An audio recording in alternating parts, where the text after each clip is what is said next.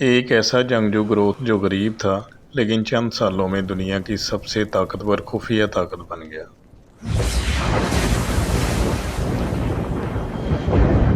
جس کے پاس سونا بھی تھا، بینکنگ نظام بھی، اور ایسی خفیہ معلومات بھی جسے چرچ اور بادشاہ دونوں چھپانا چاہتے تھے۔ اور پھر ایک دن، صرف ایک رات میں پورا کا پورا آرڈر ختم کر دیا گیا، جلا دیا گیا اور تاریخ سے مٹا دیا گیا۔ لیکن اصل سوال یہ ہے، کیا وہ واقعی ختم ہو گئے تھے یا پھر وہ آج بھی کسی خفیہ شکل میں موجود ہیں؟ Night temples. نائٹ ٹیمپلز جنگجو راہبوں کا ایک ایسا پراسرار گروہ تھا جسے 14ویں صدی کے آغاز میں ختم کر دیا گیا، لیکن آج بھی ان کی تاریخ حیرت اور قیاس آرائیوں سے بھری ہوئی ہے۔ انہیں مقدس پیالہ، تابوت سکینہ اور یہاں تک کہ حضرت عیسیٰ علیہ السلام کی نسل سے جوڑا جاتا ہے۔ کہا جاتا ہے کہ انہوں نے سلیمان علیہ السلام کے ہیکل کے نیچے ایک بہت بڑا راز دریافت کیا تھا، جسے انہوں نے نسلوں تک محفوظ رکھا۔ انہیں مسیح کے غریب ساتھی سپاہی اور سلیمان کے ہیکل کے محافظ کہا جاتا تھا۔ آئیے 3000 سال پرانی کہانی کا آغاز کرتے ہیں۔ اس کہانی کا مرکز بیت المقدس یروشلم ہے، جہاں بائبل کے مطابق ہیکل سلیمانی موجود تھا، ٹیمپل آف سولومن۔ بائبل میں اس ہیکل کی تفصیل اتنی باریک بینی سے بیان کی گئی ہے کہ کسی اور چیز کی نہیں ملتی۔ لکھا ہے کہ اسے بنانے والے پتھر کانوں میں ہی تراش لیے جاتے تھے تاکہ تعمیر کے وقت ہتھوڑے یا کسی لوہے کے اوزار کی آواز نہ آئے۔ یہودیوں اور بنی اسرائیل کے لیے اس عمارت کی حیثیت ایک مقدس رہائش گاہ کی تھی، جسے ان کے بادشاہ اور پیغمبر حضرت سلیمان علیہ السلام نے تعمیر کروایا تھا۔ 586 قبل مسیح میں بابل کے بادشاہ بخت نصر نے حملہ کر کے ہیکل سلیمانی کی ایک ایک اینٹ گرا دی اور بنی اسرائیل کو غلام بنا کر عراق لے گیا۔ 70 سال بعد جب پرشین امپائر کے بادشاہ سائرس اعظم، جنہیں عرب تاریخ میں ذوالقرنین کہا جاتا ہے، انہوں نے انہیں آزاد کیا اور واپس آ کر دوسرا ہیکل سلیمانی تعمیر کیا، لیکن 70 عیسوی میں رومیوں نے اسے بھی تباہ کر دیا۔ جب یہ علاقہ مسلمانوں کے زیر اثر آیا تو حضرت عمر فاروق رضی اللہ تعالیٰ عنہ کے حکم پر یہاں پہلی بار ایک مسجد تعمیر کی گئی، جسے ہم مسجد اقصیٰ کے نام سے جانتے ہیں۔ 1099 میں جب یورپی عیسائیوں نے پہلی صلیبی جنگ جیتی تو انہوں نے یروشلم پر قبضہ کر لیا۔ اسی دوران یہ افسانہ پھیلا کہ ہیکل سلیمانی کے باقیات مسجد اقصیٰ کے نیچے دبے ہوئے ہیں۔ ٹیمپلز کی بنیاد 1119 میں بیت المقدس میں رکھی گئی تاکہ وہ زائرین کی حفاظت کر سکیں۔ صلیبی جنگوں کے دوران زائرین کو ڈاکوؤں سے بچانے کے لیے فرانسیسی نائٹ اور ان کے 7 ساتھیوں نے ایک گروہ بنایا جس کا نام پور fellow soldiers of Christ and of the temple of Solomon رکھا گیا۔ یہ لوگ شروع میں اتنے غریب تھے کہ 2 نائٹس ایک ہی گھوڑا شیئر کرتے تھے، یعنی 2 فوجی ایک گھوڑے پر سفر کرتے تھے، جو ان کی آفیشل مہر پر بھی نظر آتا ہے۔ یروشلم کے بادشاہ بالڈون دوم نے انہیں ٹیمپل ماؤنٹ پر جگہ دی، جو مسلمانوں کے لیے مسجد اقصیٰ، یہودیوں کے لیے ہیکل سلیمانی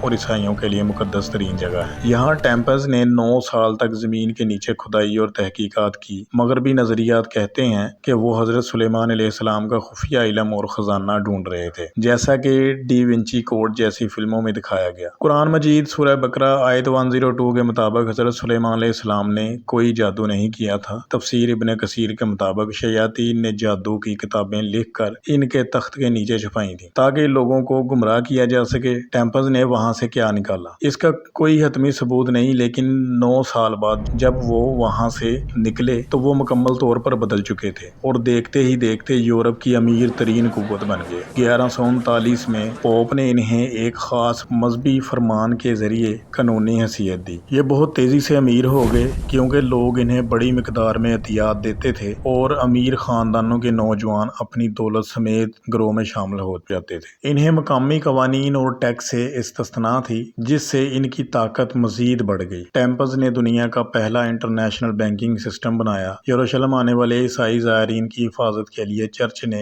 ایک ایلیٹ فورس بنائی جسے نائٹ ٹیمپلز کہا گیا۔ یہ لوگ غربت اور خدمت کا حلف اٹھاتے تھے، لیکن وقت کے ساتھ ایک طاقتور خفیہ گروہ بن گئے۔ انہوں نے دنیا کا پہلا باقاعدہ بینکنگ سسٹم متعارف کروایا۔ یورپ سے آنے والے مسافر اپنا مال نائٹ ٹیمپلز کے پاس جمع کرواتے اور رسید حاصل کرتے اور یروشلم پہنچ کر وہی رسید دکھا کر اپنی رقم واپس لے لیتے۔ اگرچہ چرچ میں سود حرام تھا، لیکن وہ سروس چارجز اور عطیات کے نام پر یہ نظام چلاتے رہے۔ ان کے پاس 870 قلعے، 20,000 فوجی اور اپنا بحری بیڑا تھا، اور وہ صرف پوپ کے ماتحت تھے۔ اس کے علاوہ انہوں نے بڑے قلعے تعمیر کیے، بحری بیڑے بنائے اور بڑے پیمانے پر تجارت کی۔ اس طرح یہ گروہ ریاست کے اندر ریاست بن گیا۔ میدان جنگ میں ٹیمپلز اپنی بہادری کے لیے مشہور تھے۔ 1177 میں صرف 500 ٹیمپلز نے سلطان صلاح الدین ایوبی کی 26,000 فوج کو شکست دی تھی۔ ان کا لباس سفید چوغا تھا جس پر سرخ صلیب بنی ہوئی تھی۔ 1187 میں سلطان صلاح الدین ایوبی نے جنگ حطین میں یروشلم واپس لے لیا، جس سے نائٹ ٹیمپلز کا جواز ختم ہو گیا، لیکن ان کا بزنس اور اثر و رسوخ قائم رہا۔ جب بیت المقدس دوبارہ مسلمانوں کے قبضے میں چلا گیا تو ٹیمپلز کا مقصد ختم ہونے لگا۔ ذرائع کے مطابق ٹیمپلز کا تعلق میرونگین خاندان سے بھی جوڑا جاتا ہے۔ اس خاندان کے بادشاہ دگوبیر دوم کو ڈریگن بادشاہ کہا جاتا تھا۔ کچھ لوگ مانتے ہیں کہ یہ خاندان حضرت عیسیٰ علیہ السلام اور مریم علیہ السلام کی نسل سے ہیں۔ کچھ لوگ اسے بافومیٹ کے نام سے جوڑتے ہیں۔ ٹیمپلز کی سرخ صلیب کو بعض لوگ سانپ کی قدیم علامت سمجھتے ہیں، جو سورج اور ہمیشہ زندہ رہنے کی علامت ہے۔ انہوں نے سانپ کے زہر اور گھوڑے کے خون سے ایسی دوائیں بنائیں جو بیماریوں کا علاج کرتی تھی۔ یورپ کے قدیم گرجا گھروں میں سبز انسان کی تصویریں ملتی ہیں۔ ان کا تعلق اسلامی روایت کے حضرت خضر علیہ السلام سے جوڑا جاتا ہے، جو ہمیشہ زندہ رہنے والے اور حکمت والے بزرگ ہیں۔ شاید ٹیمپلز نے صلیبی جنگوں کے دوران اسلام سے یہ راز سیکھا تھا کہ اصل مقدس پیالہ کوئی برتن نہیں بلکہ روشن خیالی شعور ہے۔ انہوں نے حقیقت کو چرچ سے چھپا کر رکھا اور علامتوں کے ذریعے اگلی نسلوں تک پہنچایا۔ ان کی نسل دراصل ان رازوں کا سلسلہ تھی جو صدیوں سے چل رہا تھا۔ فرانس کا بادشاہ فلپ چہارم نے ان پر کفر اور غیر اخلاقی رسومات کے الزامات لگائے۔ مغرب میں 13 تاریخ کو منحوس سمجھا جاتا ہے اور اس کی جڑیں 7 صدیاں پیچھے جاتی ہیں۔ 13 اکتوبر سن 1307 جمعہ کا دن تھا جب فرانس کے بادشاہ فلپ چہارم نے نائٹ ٹیمپلز نامی جنگجوؤں کا قتل عام شروع کیا۔ چرچ کی تاریخ میں اسے بلیک فرائیڈے کہا جاتا ہے، وہ رات جب سب کچھ بدل گیا۔ 13 اکتوبر سن 1307 فرانس میں صبح کے 4 بجے تھے۔ ایک ساتھ ہزاروں فوجیوں کو ایک خفیہ مشن پر روانہ کیا گیا۔ ان کا ہدف دنیا کی سب سے طاقتور نجی فوج پرائیویٹ آرمی نائٹ ٹیمپلز تھی، جس کے بارے میں کہا جاتا ہے کہ ان کے پاس آج کے اربوں ڈالرز کے برابر سونا تھا۔ لیکن جب فوجی ہیڈ کوارٹر پہنچے تو وہاں نہ سونا تھا، نہ دستاویزات، نہ ہی جہاز۔ سب کچھ ایک رات پہلے ہی غائب کر دیا گیا تھا۔ یہ وہ حقیقت ہے جسے آپ نے نیشنل ٹریزر یا ڈی ونچی کوڈ جیسی فلموں میں فکشن سمجھ کر دیکھا ہوگا، لیکن یہ تاریخ کا سچا واقعہ ہے۔ شاہ فلپ چہارم نے پورے فرانس میں لفافے بھجوائے تھے جنہیں 13 اکتوبر کی صبح 4 بجے کھولنے کا حکم تھا۔ حکم واضح تھا، ہر ٹیمپلز کو گرفتار کر لو، سب کچھ ضبط کر لو اور کوئی رحم نہ دکھاؤ۔ یہ تاریخ کا سب سے بڑا مین ہنٹ تھا۔ 1312 میں یورپ نے اس گروہ کو باضابطہ طور پر ختم کر دیا۔ 1314 میں آخری گرینڈ ماسٹر جیکوس ڈی مولے کو زندہ جلا دیا گیا۔ مرتے وقت اس نے کہا تھا کہ بادشاہ اور پوپ جلد اپنے انجام کو پہنچیں گے، اور حیرت انگیز طور پر اسی سال پوپ اور بادشاہ دونوں ہلاک ہو گئے۔ نائٹ ٹیمپل سے شروع ہونے والا یہ سفر آج بھی بحث اور تنازعات کا مرکز ہے۔ کیا ڈالر پر بنی تصویر بھی کوئی سازش ہے؟ کیا چاند پر قدم رکھنے والے پہلے انسان بھی فری میسن تھے؟ وہ خزانہ کہاں گیا؟ جس رات ٹیمپلز کو گرفتار کیا گیا، ان کا سونا اور دستاویزات بندرگاہ سے بحری جہازوں کے ذریعے غائب کر دیے گئے۔ اس کے بارے میں 4 بڑی تھیوریز ہیں۔ وہ اسکاٹ چلے گئے جہاں انہیں پناہ ملی، یا وہ پرتگال منتقل ہو گئے۔ واسکو ڈی گاما اور کولمبس کا تعلق بھی انہی کے نئے گروپ آرڈر آف کرائسٹ سے بتایا جاتا ہے، یا وہ کینیڈا کے۔ اور سب سے زیادہ ممکنہ تھیوری یہ ہے کہ وہ سوئٹزرلینڈ چلے گئے، کیونکہ ٹیمپلز کے زوال کے ساتھ ہی سوئٹزرلینڈ کے بینکنگ سیکٹر کا عروج شروع ہوا۔ نائٹ ٹیمپلز مکمل ختم نہیں ہوئے، بلکہ بہت سے بچ کر اسکاٹ لینڈ بھاگ گئے۔ 3 صدیوں بعد وہیں سے ایک نئی برادری ابھری۔ اسکاٹ لینڈ میں جب چرچ نے بادشاہ کے خلاف سازش کی تو انہوں نے ہیکل سلیمانی کے نقشے پر ایک نئی عبادت گاہ بنانے کا منصوبہ بنایا۔ اس کے لیے گلبرٹ کی قیادت قیادت میں آزاد پتھر تراشوں کی ٹیم تیار کی گئی۔ چونکہ یہ لوگ کسی کے غلام نہیں تھے، اس لیے انہیں فری میسنز کہا جانے لگا۔ فری میسنز اپنی میٹنگ چھوٹے کیبنز میں کرتے تھے جنہیں لاجز کہا جاتا تھا۔ ان کا فلسفہ یہ تھا کہ جیسے پتھر کو تراش کر عمارت بنتی ہے، ویسے ہی انسان کی تربیت کر کے اسے مؤثر بنایا جائے۔ انہوں نے ہتھوڑے اور پرکار کو اپنی علامات کے طور پر اپنایا۔ یہ لوگ مخصوص اشاروں اور علامتوں سے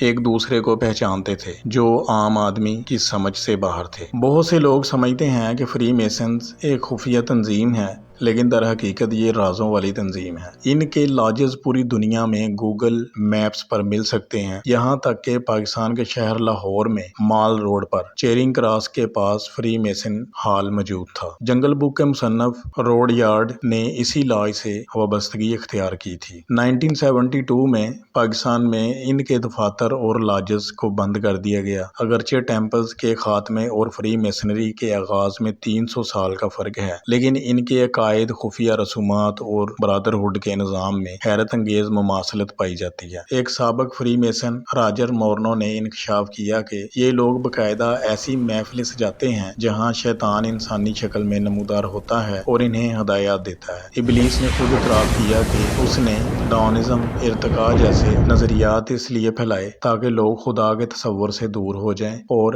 ان کا شکار بننا آسان ہو جائے۔ شیطان انسان کو اچانک بڑے گناہ میں نہیں ڈالتا بلکہ فٹ سٹیپس میں گناہ کرواتا ہے، پہلے چھوٹا گناہ، پھر بڑا، پھر اس سے بڑا۔ اسے کہتے ہیں فٹ سٹیپس آف شیطان۔ اس طرح انسان کو ڈی سینسٹائز کر دیتا ہے، وہ پھر گناہ کو گناہ ہی نہیں سمجھتا۔ میڈیا اور فلموں کے ذریعے انسان کو آہستہ آہستہ گناہوں، ریانی اور تشدد کا عادی بنا دیا جاتا ہے، یہاں تک کہ وہ اسے برا سمجھنا چھوڑ دیتا ہے۔ جب انسان گناہ کرتا ہے تو شیطان اسے ایسے دلائل، ڈیفنس میکانزم دیتا ہے کہ وہ اپنے غلط کام کو صحیح سمجھنے لگتا ہے۔ اللہ پاک ہمیں شیطان کے شر سے محفوظ رکھے۔